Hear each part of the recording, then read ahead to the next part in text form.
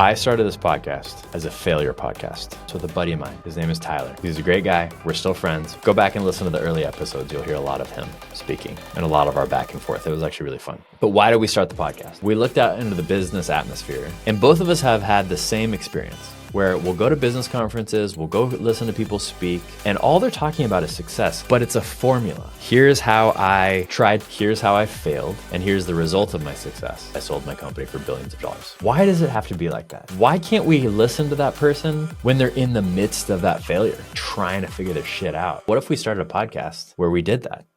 And where we just let people deal with what was happening in their life, the obstacles, the failures while they're going through it. The passion has always been to help men specifically, because for whatever reason, men have a really difficult time getting vulnerable, dealing with the fact of any failures. And what is the inner thing that's keeping me going? We get up to almost a year of podcasts, and I start to have to ask myself the really tough question, do you want to keep doing this? Is this something that's actually bringing you joy and actually helping expand your mission in life? And every time I ask myself that question, you know what the answer is? Yes. The reason I'm here is because I have a tremendous heart for men finding themselves, finding their true masculinity, finding it in a vulnerable way where they have to deal with their problems and their shit and not just ignore them and not just work them out, right? There's so much shit online. Always the answer for guys is work out harder, get stronger muscles, and work harder at your business. Those are not the only two answers, you guys, to make you the most authentic,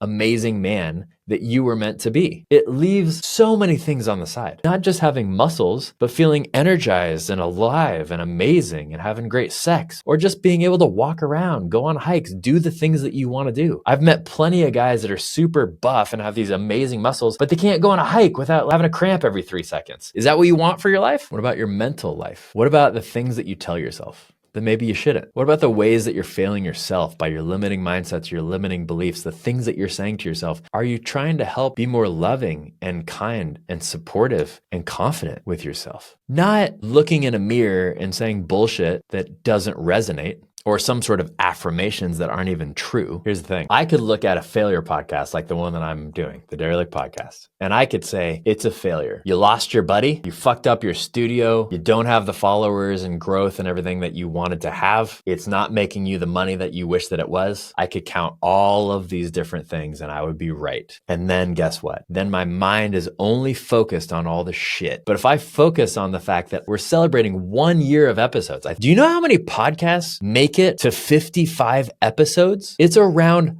5%, meaning that I've out podcasted 95% of people that started a podcast. That's amazing. You know how I did it? Just by continuing to do it, because I made a commitment to myself and I said, look, doesn't matter how much you feel like you fail all along the way here. You're going to do this for 2 years. That was my original commitment. And here we are. And we're still going. So does that make me crazy? I don't know. Maybe. You know that Mr. Beast, the most popular and successful and monetarily insane YouTuber ever, didn't even make any headway for 9 years? He made 9 years of YouTube videos before he really started having any sort of financial success. I saw an interview of him recently, and one of the things he was talking about is he said the followers didn't matter, the growth didn't matter, none of it mattered because I knew why I was doing it. And I knew that in my heart, I wanted to become the best YouTuber in the world. And I just had to figure out how to get there. That is one hell of a way to look at failure. As Thomas Edison said, I didn't fail at making the light bulb 10,000 times. I found 10,000 ways it didn't work. So here's the real question. Are you willing to redefine failure? Are you willing to see it not as a personal attack, not as something that's shameful or to be embarrassed by? Are you willing to redefine it by its actual definition? That it's just an omission. It's just a miss. It's just a slip. And in fact, that is required for success. That is required for the next level of growth. I'm here because I know that if there's one person listening to this and getting something out of it, that one person I'm talking to right now, and you get something out of it to make a better 2.0 version of yourself, it's a win. You don't have to pay me anything. You don't even have to tell me, because I know just based on the comments that I get that there's a lot of you. A little over a year ago, I had a calling, and the calling said, dude,